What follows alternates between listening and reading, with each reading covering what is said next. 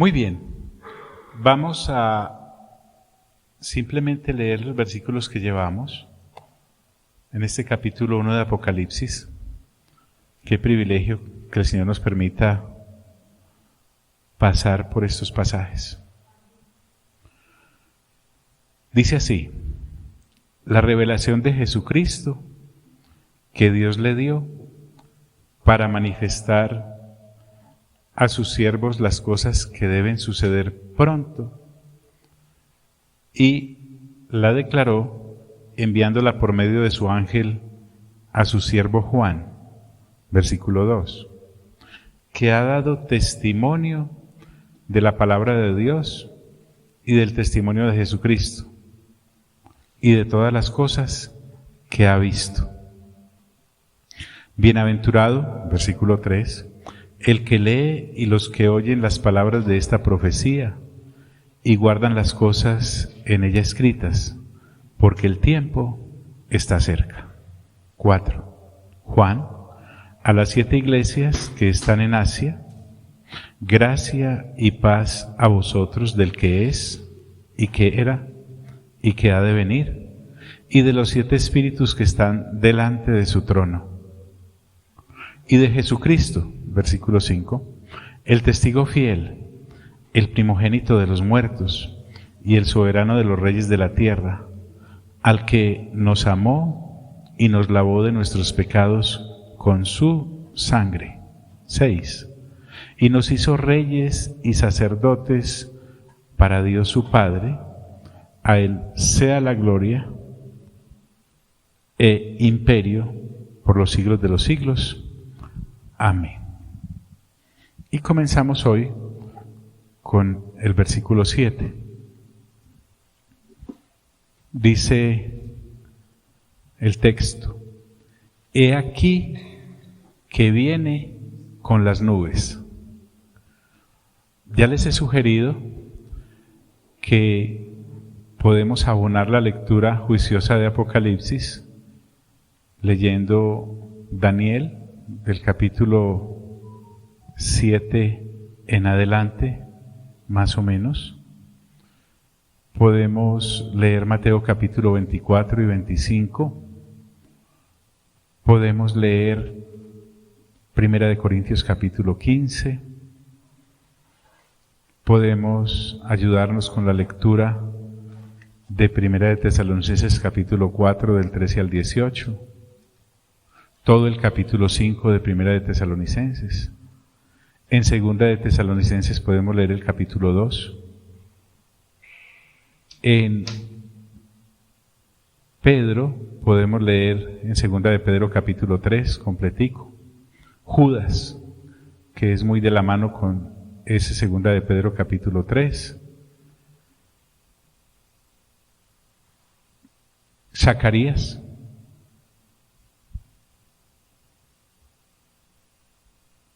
Y quisiera agregarle la sugerencia respetuosa del Salmo 2. Y en YouTube están subidos, me recordaba ahora,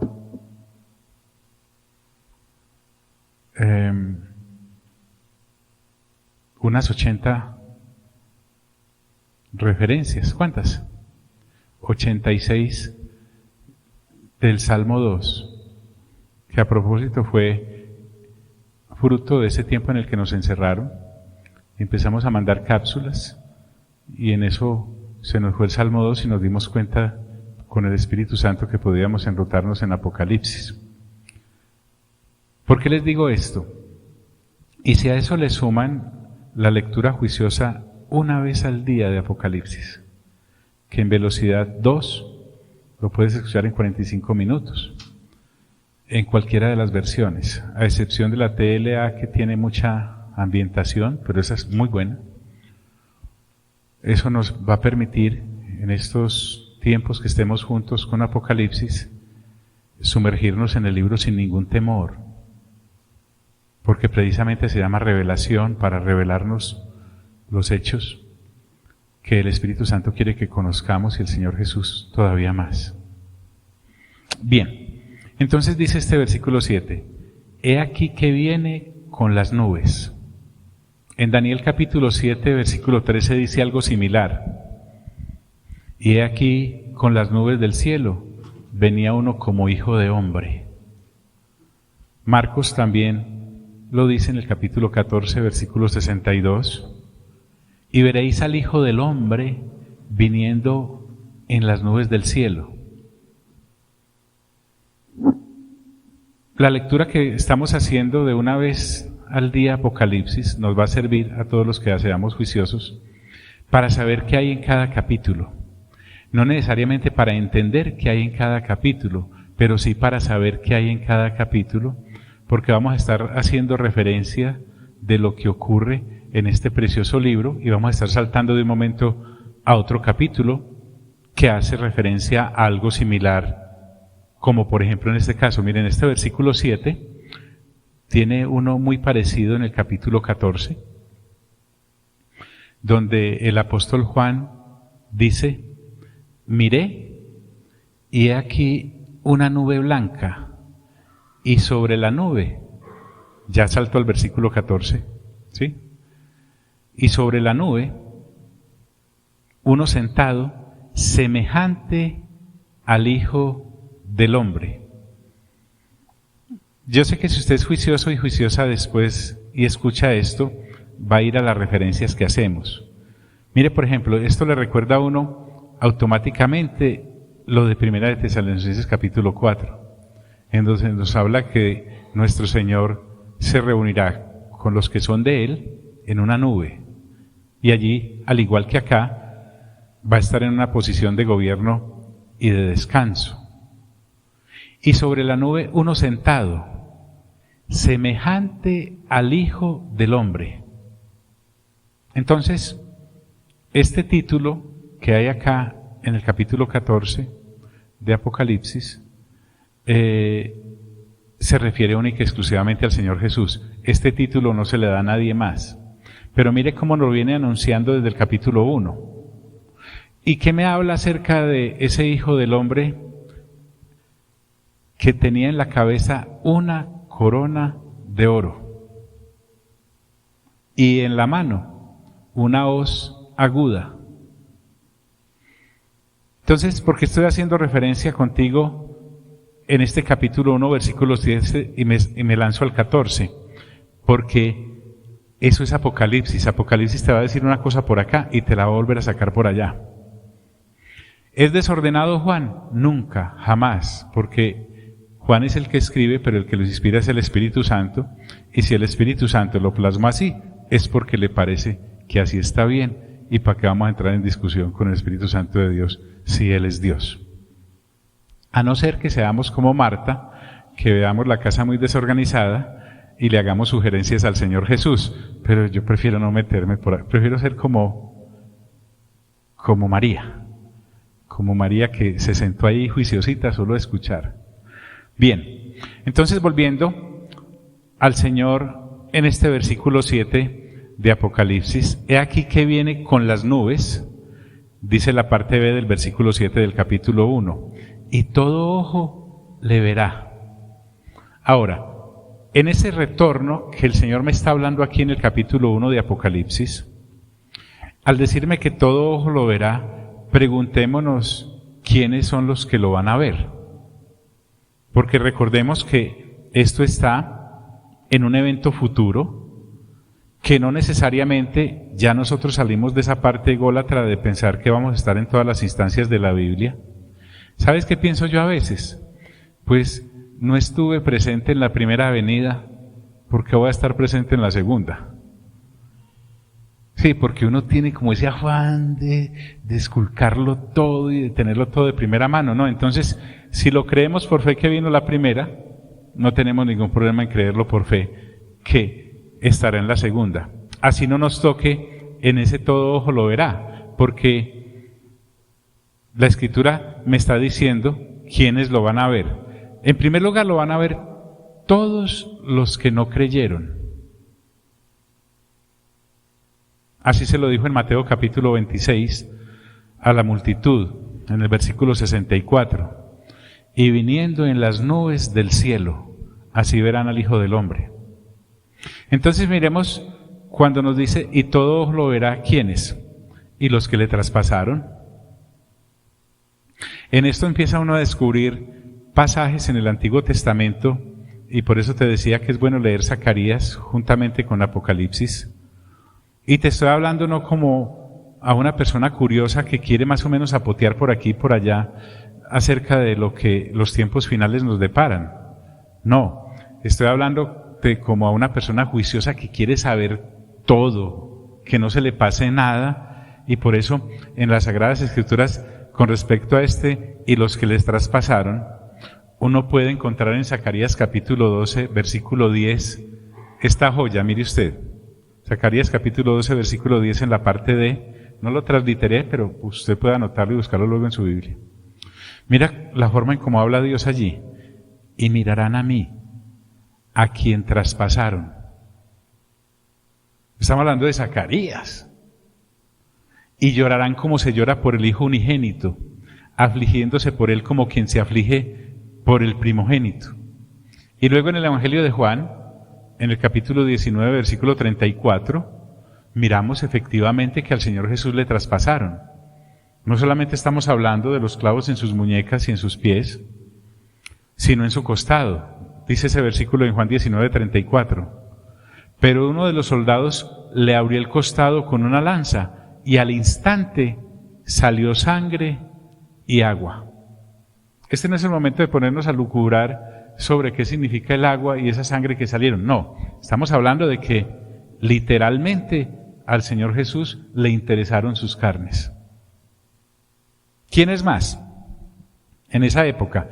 Ahora, cuando a mí me dice quiénes son los que lo van a ver, yo le doy gracias a Dios de no estar en ese grupo, porque en primer lugar van a estar mirándolo todos los que le traspasaron, y además de todos los que le traspasaron, todos los linajes de la tierra que harán lamentación por él. O sea, van a, en vez de estar como nosotros que estaríamos llenos de júbilo de verlo retornar, aquí es todos los que no creyeron. No pensemos en los que no creyeron hace 2000 años, porque esos estarán entre los muertos que se levantarán para el juicio del trono blanco, sino que en este capítulo se incorporan como si hubieran sido ellos también los que lo traspasaron y como los que no creyeron. Y también entonces uno puede pensar inicialmente en el pueblo de Israel que no creyó, aunque hubo muchos gentiles que tampoco creyeron. Bien, ¿quiénes son todos estos linajes de la tierra? Pensemos en tribus, en países, sin excepción. Aquí nadie va a poder decir, no, es que yo soy ateo y no creo en eso. Eso ya estará pasado de moda. El Señor Jesús es Dios, y punto. Y harán lamentación por él. Claro, Zacarías 12:12 dice, y la tierra lamentará. Y entonces, como quien está hablando allí, nuestro Señor dice, sí, amén. Es como cuando un papá en la casa, un papá serio, que tiene normas, dice, sí y punto. Ya no hay lugar a más discusión. Mire que en Apocalipsis, usted y yo no vamos a encontrar si les parece creer, si están esperando mi retorno, pues si realmente creen que tienen un alma para salvar o no, o si ustedes creen que soy todopoderoso o no para traer todos los juicios que van a llegar. No, el Señor Jesús no sufre de eso. Y ahora Él empieza a identificarse de manera, como te decía, que no se identificaba en la versión que tenemos del Señor Jesús en los evangelios. O sea, el Señor Jesús se nos presenta de una manera en los evangelios, es su primera venida, es real, para nosotros es supremamente importante, pero en este Apocalipsis se nos está enseñando una faceta del Señor Jesús, que es Dios, que nosotros no conocemos. Y por eso Él dice ahora, yo soy el Alfa y la Omega. Miren que ese yo soy lo encontramos en el Antiguo Testamento referido al Padre. Aquí el Señor Jesús dice, yo también yo soy. Yo también soy, yo soy. Como Jesús, el alfa y la omega. Esto lo vamos a encontrar también en el versículo 17 de este mismo capítulo más adelante. Pero lo que queremos llamar la atención acá es que en cuanto al llamarse alfa y omega e identificarse el Señor Jesús como tal, eran palabras, como lo vimos repitiendo, que hasta este momento solo se habían usado para referirnos abiertamente a nuestro Padre Celestial. Y ahora el Espíritu Santo me está mostrando que es que el Señor Jesús también es alfa y omega. A Él le pertenecen esas palabras. Juan nos está contando que el Señor Jesús es Dios. Porque aunque nosotros tenemos una relación con el Señor Jesús, a veces es como de extrema confianza, por no decir confianzuda. Entonces lo miramos como el Señor del pesebre, como el Señor del burrito, como el Señor de los milagritos. No. Con el Señor hay que tener una relación muy juiciosa, de mucha honorabilidad y respeto, que se haya dado a conocer y se haya encarnado y se haya hecho semejante a los hombres. Eso no significa que dejó de ser Dios. Él es, y son cosas que nos inspiran a entender más la bondad de Dios que quiere comunicarse con nosotros. Es 100% Dios y es 100% hombre. Y punto. Además dice, yo soy el alfa y la omega, principio y fin. ¿Dónde más aparece en Apocalipsis yo soy el alfa y la omega o el principio y el fin? Ya te lo dije, en el mismo capítulo 1, tienes que estar muy despiertica y muy despertico para esto. En el versículo 17 reitera nuevamente, porque es el Señor Jesús el que está hablando, no temas, yo soy el primero y el último. Y también lo dice en el capítulo 2, en el versículo 8, Él se identifica, soy el primero y el postrero. Y nuevamente en el capítulo 21, por eso te decía, vamos a estar salpicando, pero es que nos vamos a familiarizar tanto con el libro que podremos inclusive saber en qué capítulo están las cosas con los ojos cerrados, sin necesidad de estar leyendo o escuchando algo, sino que nos vamos a ubicar. Eso sí, tienes que poner de tu parte el ser juicioso y juiciosa en escucharte Apocalipsis una vez diaria. Yo no soy capaz, empiece y verá que eso lo va a capturar, la captura. Punto. Es que yo soy muy ocupado. Es que esto no es para vagos. Esto no es para vagos. Y además esto es lo que nos va a ocupar la eternidad. En el capítulo 21 vuelve y dice, yo soy el alfa y la omega, el principio y el fin. Entonces, volviendo al capítulo 1, ya al final del versículo 8, el Señor Jesús usa otra expresión de profetas. Juan, al igual que Isaías, al igual que Jeremías, al igual que Ezequiel, al igual que los profetas, menciona esto y dice el Señor. Esto es característico de todo libro profético. Ojo, yo no me atrevería a juzgar, pero sí miraría con pinzas, tomaría la forma tan hogareña en la que algunos creyentes hoy en día usamos esa frase. El Señor me dijo, así dice el Señor. Es que estamos pisando en linderos proféticos. ¿Por qué no somos más realistas? Y eso no nos va a dar ni nos va a quitar, y decimos más bien, yo creo según la palabra y siento como de parte del Señor decirte que, o sea, ¿cuál es el problema en que si sos una persona llena del Espíritu Santo puedas arrimarte a otro con base en las Sagradas Escrituras a darle un consejo? Pero lo que quiero rescatar acá es que cuando uno dice, así dice el Señor, estamos como colocándonos haciendo muy común el así dice el Señor, y cuando Juan lo cita acá, ya no estamos hablando solamente del Juan que es apóstol, del Juan el hermano de Zebedeo, del Juan que estuvo con el Señor Jesús durante varios meses y varios años. Estamos hablando del Juan que Dios ha levantado como profeta y por eso puede decir, dice el Señor. Entonces, cuando Juan cita acá al Señor Jesús, lo está haciendo como citaban a Dios los profetas del Antiguo Testamento. Un Señor como Isaías, un Señor como Ezequiel, un Señor como Jeremías, como Malaquías, en fin. Y vuelve e insiste en recordarnos que nos está enseñando quién es el Señor Jesús, que tú y yo sabemos que es Dios, pero quiere mostrárnoslo hasta donde más pueda, dice el Señor. Y acerca de ese dice el Señor, dice, el que es. Miren que en versículos anteriores hablamos de esta forma del Padre Celestial. Y ahora Juan nos va a hablar de esta misma forma del Señor Jesús. Porque vuelvo e insisto, no creas que es porque dude de tu inteligencia, no más faltaba. Más bien dudo de mi capacidad de darme a entender. Entonces, lo que Juan está mostrándonos acá es que así como lo dijo en versículos anteriores, esta expresión acerca del Padre, la dice acerca del Señor Jesús también, porque el Señor Jesús es Dios.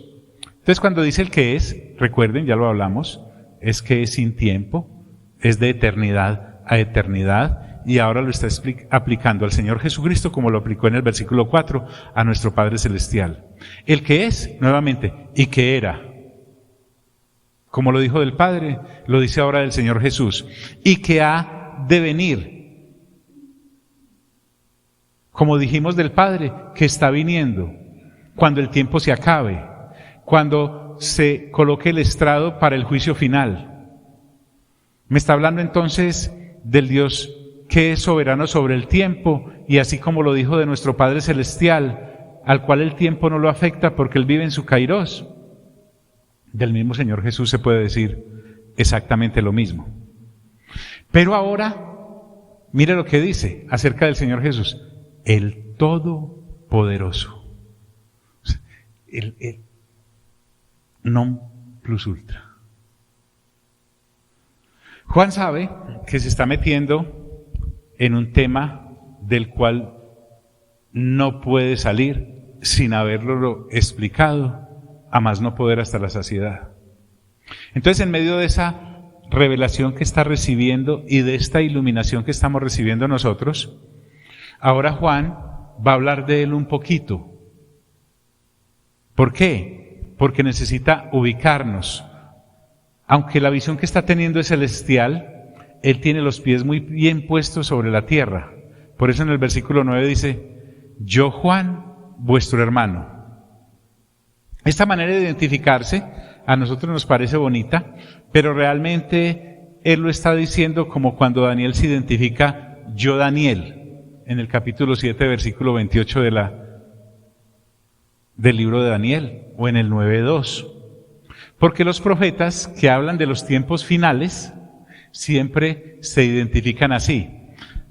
Si somos lectores distraídos de las Sagradas Escrituras, como gente acá que somos de provincia, esto se nos puede pasar por alto, pero recuerden que es que hay mucha gente que le ha quemado pestaña a esto desde hace 2000 años. Usted y yo no somos los únicos que estamos leyendo las Sagradas Escrituras y sobre todo el libro de Apocalipsis. No, hay gente que nos lleva siglos. Y lo ha hecho de una manera tan juiciosa y comedida que nosotros no podemos tratar el texto sin brindarle por lo menos un respeto similar al que ellos tuvieron. Yo, Juan, vuestro hermano. Mire qué lindo. Aunque se está refiriendo a los creyentes de hace 2000 años, porque para ellos fue escrito el libro de Apocalipsis también, nos está recordando a nosotros que este es un asunto de familia. Apocalipsis, aunque lo puede leer todo el mundo, no es para todo el mundo. Porque esta revelación, el Padre Celestial se la dio al Señor Jesucristo, y el Señor Jesucristo se la dio al ángel, y el ángel se la entregó a Juan, para los que somos nacidos de nuevo y que estamos renovando entendimiento en cada generación. Entonces, cuando Él dice, vuestro hermano, créanme, cuando lleguemos a la presencia de Dios, no vamos a encontrar a Juan por allá en un lugar más altico, con un letrero de solo para apóstoles, nos va a saludar. Hermanos, somos hermanos en Cristo. Somos familia. Eso es maravilloso. Nosotros que somos como dados siempre a encumbrar la gente. No, es cuestión de familia. ¿Qué más dice Juan acerca de él? Yo, Juan, vuestro hermano, mire que no dice vuestro maestro, no dice vuestro apóstol, no dice el iluminado, dice vuestro hermano. Y copartícipe vuestro en la tribulación. Copartícipe es, mire, al igual que yo, hay mucha otra gente que cree en Cristo Jesús. Es más, yo creo como ustedes. En una lectura juiciosa que damos a la carta del apóstol Pedro, en su primera carta, va a encontrar que él dice que tiene una fe igual a la nuestra. Esto no es por escalafones. Y copartícipe vuestro, no soy el único, hay más. Ahora, ¿en qué es copartícipe? Dice, en la tribulación. Del evangelio que hoy no se habla desde muchos púlpitos, que es como si uno, al entrar al evangelio, se le acabaran los problemas. Juan, si estuviese hoy predicando entre nosotros, nos diría, han nacido de nuevo. El Espíritu Santo ha tenido misericordia de ustedes y los ha parido en el reino. Bien, prepárense, vienen problemas. Vienen problemas. ¿Qué hace a uno cuando a uno lo evangelizan y lo engañan? Porque le dicen, no, venga, si usted no tiene plata va a conseguir, si está enfermo se va a sanar, si está soltero de muchos años va a encontrar esposa y viceversa, y en la familia no, lo engañaron a uno. Eso no es verdad. Juan dice, en la tribulación.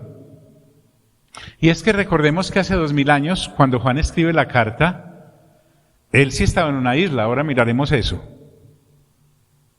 Pero no estaba de vacaciones. O sea, Juan no fue que se vio muy blanco y dijo, ay, me voy a broncear, tiquete para Patmos. Y arrancó y allá se llevó los bloqueadores y todas esas cosas, y quien le hiciera la trenza y le vendieran los cocos. No. Estaba en tribulación y no era pequeña. Muchos de sus compañeros de milicia ya habían sido asesinados. Su propio hermano, en Hechos capítulo 12, Herodes, el Herodes de la época, lo asesinó con espada. Me habla entonces de que estaba en gran tribulación.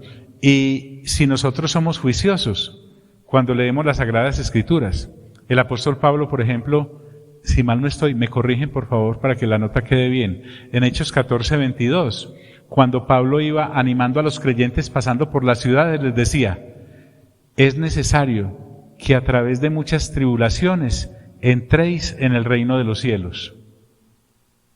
Lo que te está hablando es, vas a sufrir, no te lo está negando. Ay, John, y entonces el evangelio Hello Kitty o Barbie, ya que está de moda, que a mí me vendieron.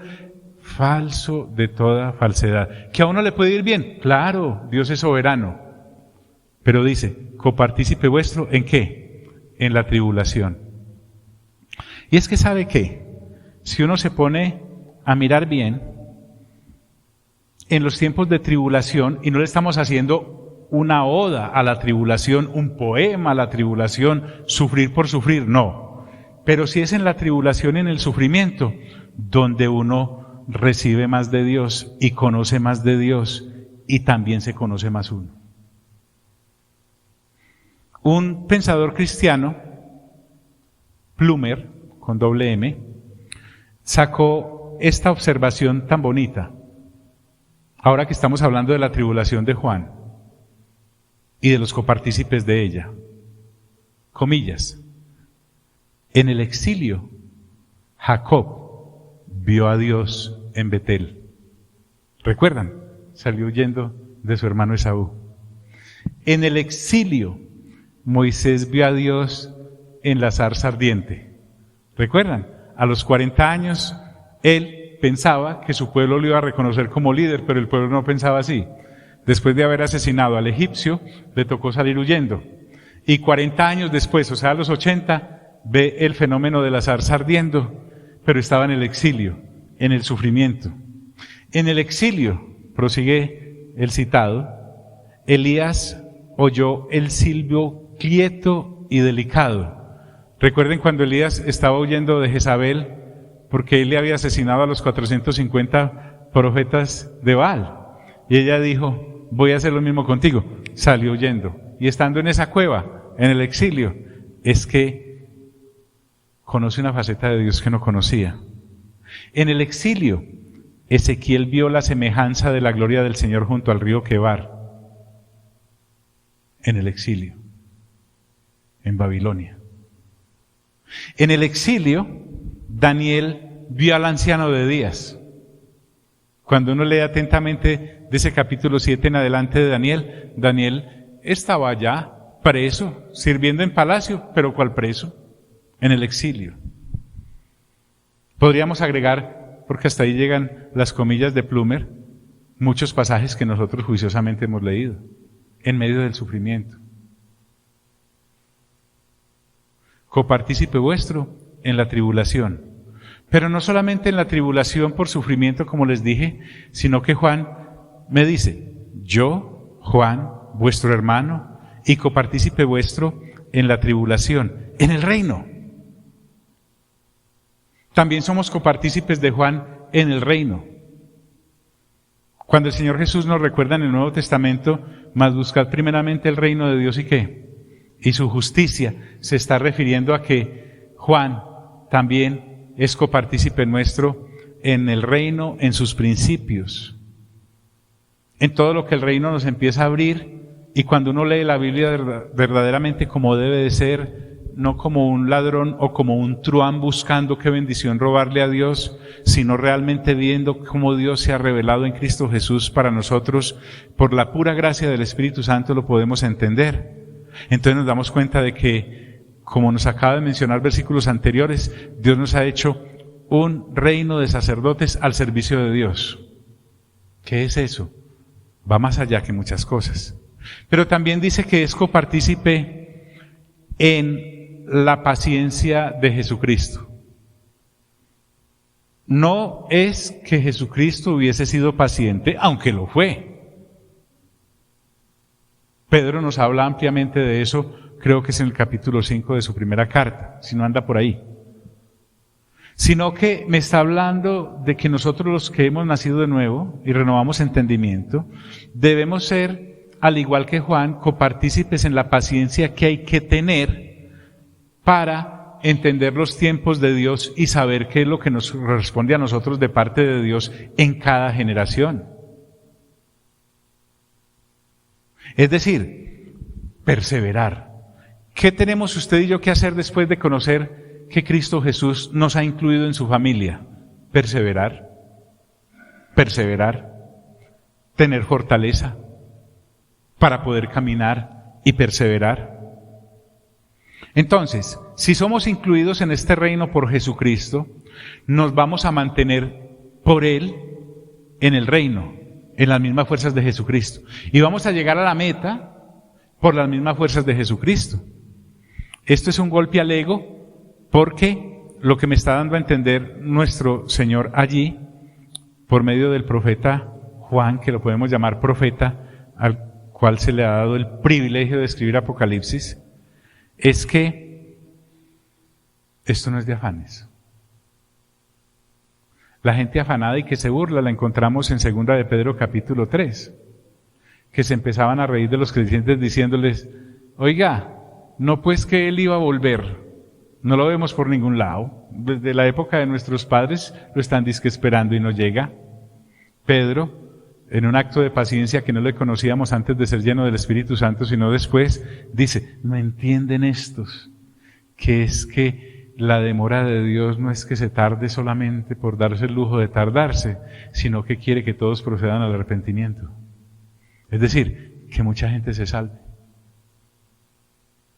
Y por eso allí mismo nos dice, no olvidemos que para el Señor un día es como 1000 años, y 1000 años son como un día. Entonces ese Juan, repitamos, ¿cuál es el afán? Yo, Juan, vuestro hermano y copartícipe vuestro en la tribulación, en el reino y en la paciencia de Jesucristo estaba en la isla de Patmos. Juan pasa a darnos su ubicación geográfica. Patmos en la actualidad existe. Si usted se mete a Google Maps, se va a dar cuenta que es una isla pequeña. Es de unos 15 kilómetros de largo y de unos 9 kilómetros de ancho.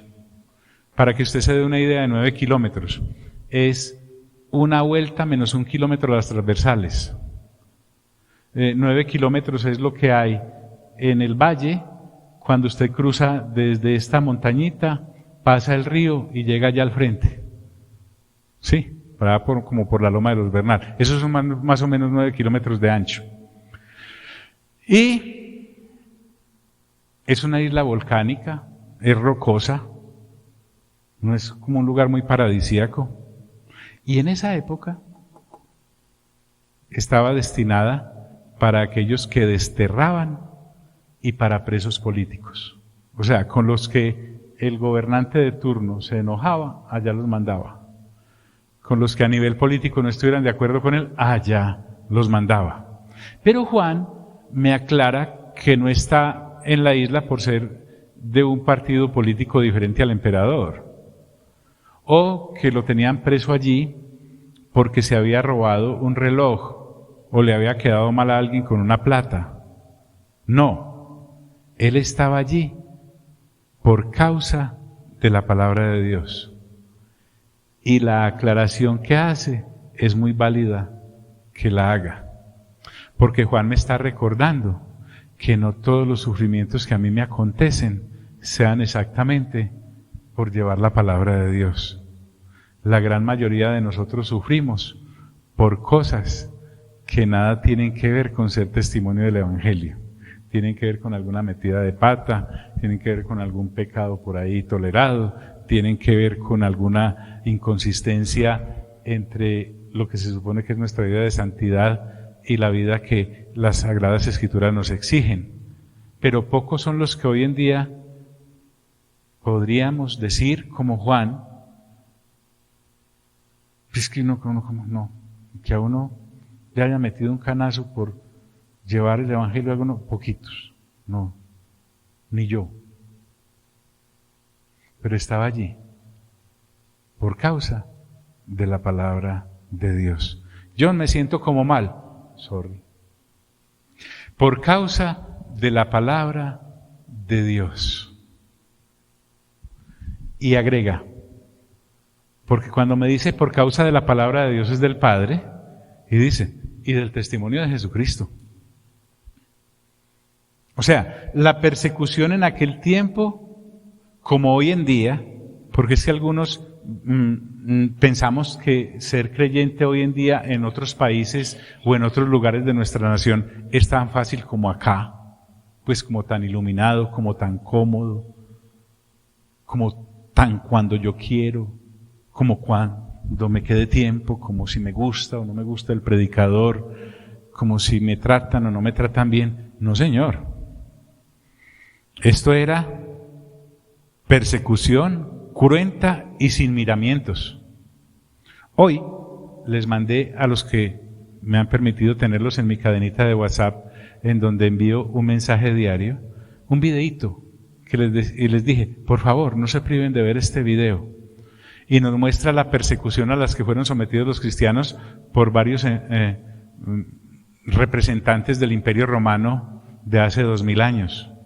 Eso era desde el que iluminaba su palacio con teas hechas con los cuerpos de creyentes que empalaban vivos y los embadurnaban en brea, hasta los que lanzaban a la arena para que lucharan con los leones. Y no estamos hablando de creyentes diciendo, ¡ay, los leones! ¿Yo por qué creí en esto? No, iban con entereza. No negaban a su Señor. Y del testimonio de Jesucristo. Un datico histórico. Eusebio, que es un historiador, escribió lo siguiente. En la persecución de Domiciano, en el 95 después de Cristo, el apóstol y evangelista Juan, que aún vivía, a consecuencia de su testimonio de la palabra divina, fue condenado a habitar en la isla de Patmos. Pero después que Domiciano hubo reinado 15 años, y Nerva, que fue su sucesor, decretó que aquellos que habían sido expulsados injustamente retornaran a sus hogares y les fueran restituidos sus bienes. Dice Eusebio, estoy citando el texto como un documento histórico adicional al bíblico que nosotros estamos mirando, para que no miremos que esto solamente se puede constatar en las Sagradas Escrituras. Fue entonces, dice Eusebio, cuando el apóstol Juan retornó del destierro y se estableció en Éfeso, según la antigua tradición de la Iglesia. Entonces, esto es real, no solamente por lo que dice la Biblia, sino por lo que constatan documentos históricos. John, esto no me emociona como mucho, pero sí lo hace crecer. Como le dicen a uno, crecer duele.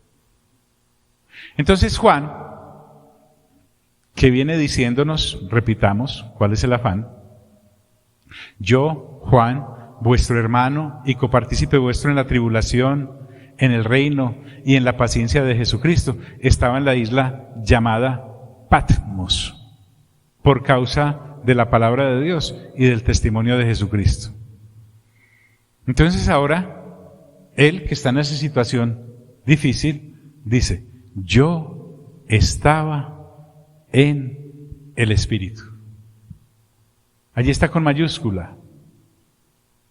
Yo estaba en el Espíritu me hace caer en cuenta de que el profeta estaba bajo la inspiración divina.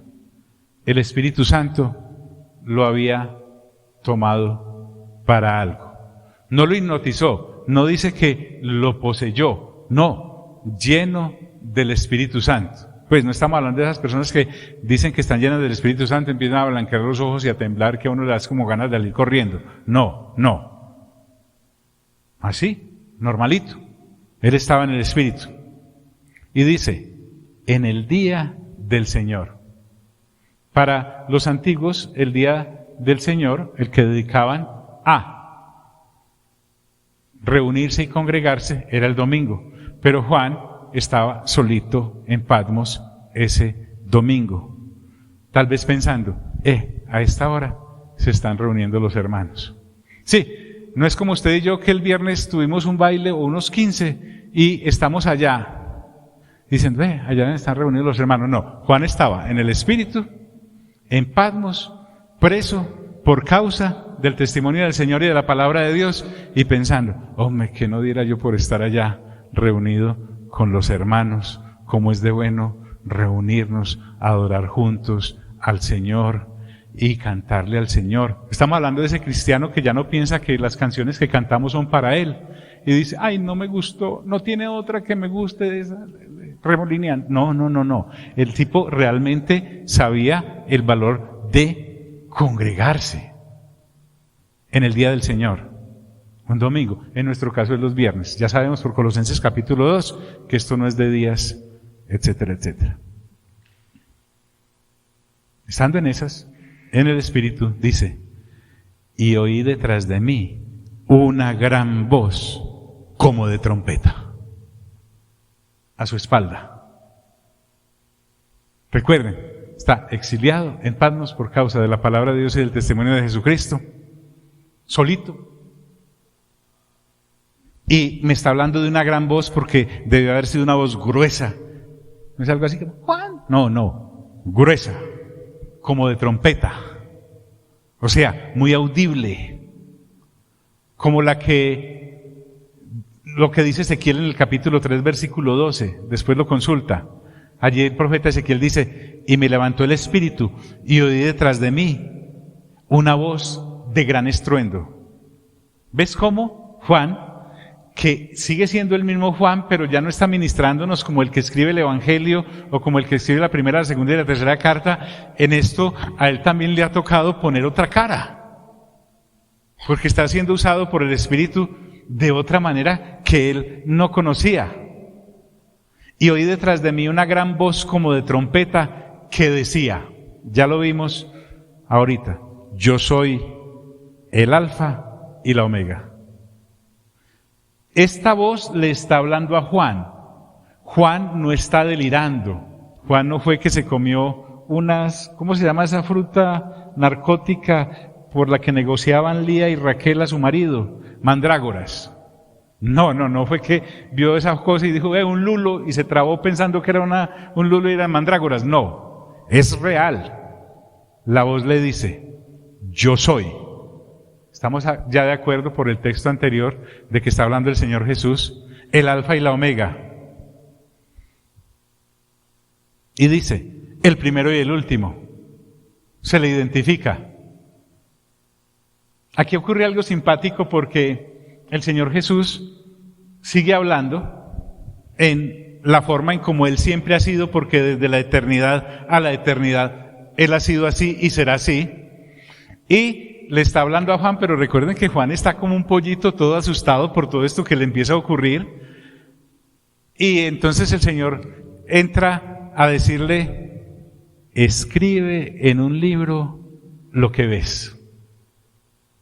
O sea, no se ha dado cuenta del susto en el que está el hermano. O sí se ha dado cuenta, pero no le interesa. Porque el Señor Jesús sabe para dónde va con esto que el Padre le ha entregado para que Él se lo entregue al ángel y el ángel se lo entregue a Juan. Escribe en un libro. Ojo, es una orden, no es una sugerencia. Y el Señor Jesús sigue siendo en la actualidad igual.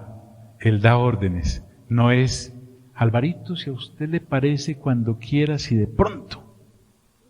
Qué pena con usted interrumpirlo, Johncito, si en su agenda tan complicada tal vez podría apartarme un rinconcito allá, como a las 11:55 de la noche. No, escribe.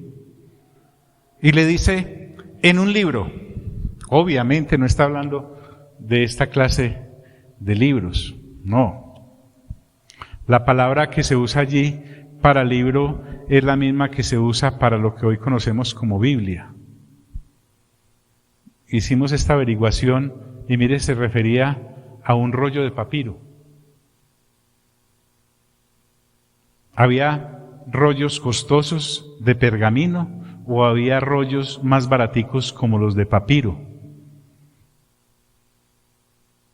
Pero en todo caso estamos hablando de un rollo de no menos de 5 metros de largo, la mitad de aquí al techo, ¿cierto? Esto tiene 10 metros, la mitad. Entonces, de esa manera escribían en ese tiempo.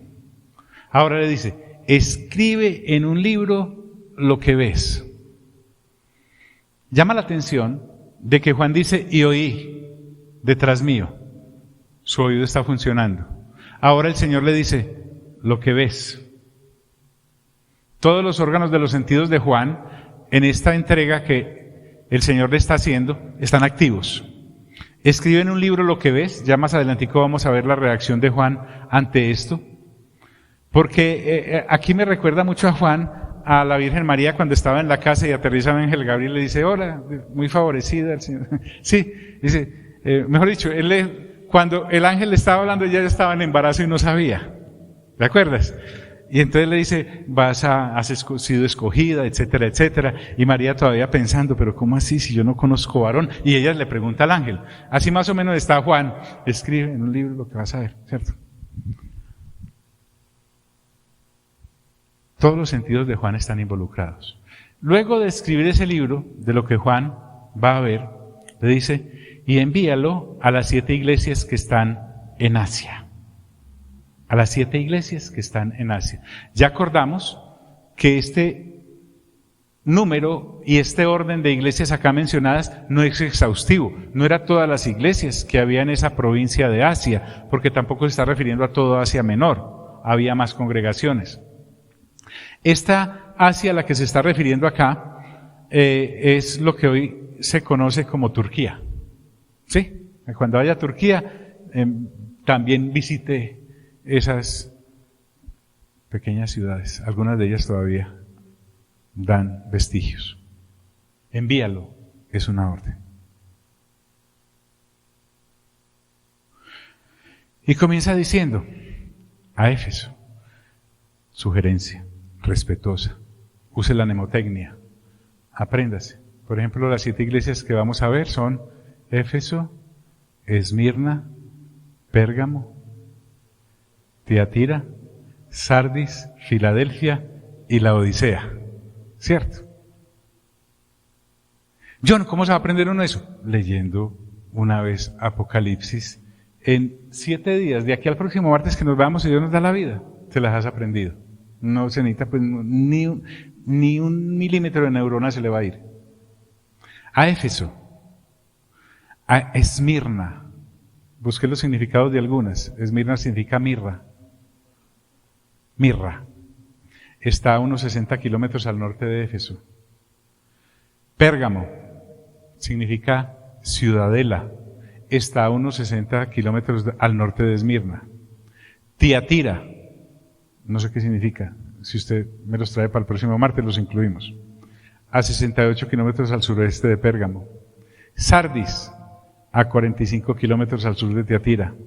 Filadelfia, significa amor fraternal, a 45 kilómetros al sureste de Sardis. Y la Odisea, a unos 60 kilómetros al sureste de Filadelfia. Hay gente tan estudiosa en esto. Mire, me descubrí este señor Bowan, B-O-W-A-N. Bowan, yo lo pronuncio así. En mi Duolingo no me alcanza hasta allá. Pero este hombre ha observado que si miras el mapa, al ubicarlos, están en forma del candelabro de 7 brazos del templo.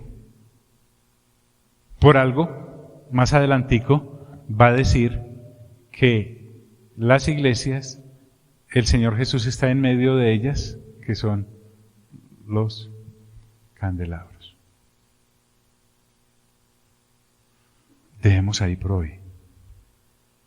Sí, dejemos ahí por hoy. Porque, ¿cuál es el afán? Entonces, vuelvo al punto. John, yo quiero profundizar un poco más en Apocalipsis. Recuerde que estos estudios lo estamos haciendo como gente de provincia, gente sencilla, no anhelamos ningún doctorado, escribir otra enciclopedia del asunto, pero por lo menos, ¿sí? Leamos el Salmo 2, Zacarías, Daniel, Mateo 24, 25, 26, Primera de Corintios capítulo 15, Primera de Tesalonicenses capítulo 4 y capítulo 5, Segunda de Tesalonicenses capítulo 2, Primera de Pedro capítulo 3, Judas, y obviamente pues Apocalipsis. John, eso es mucho material. No, le garantizo que no. Vea, usted empieza juiciosito y eso usted se lo va comiendo y va a querer repetir, no se va a empalagar, ni se va a cansar, ni se va a aburrir. Pero eso sí, vea, se le va a abrir ese entendimiento de una manera impresionante. Y va a pasar de ver la vida solamente en lo temporal a verla en el marco eterno en el cual Dios nos quiere involucrar para siempre. Bien. Amado Padre Celestial, te damos gracias esta noche porque eres tan precioso, mi Señor. Gracias por presentarte de una forma real, eterna, recordándonos que el empaque en el que viniste hace 2000 años a trasegar por las tierras de Israel, sí existe, sí existió, sí es válido, obvio, ahí está, pero te nos estás presentando en toda la dimensión que nuestra pequeña mente puede alcanzar a captar. Y por eso te agradecemos mucho. En el nombre glorioso de Cristo Jesús. Amén, amén y amén.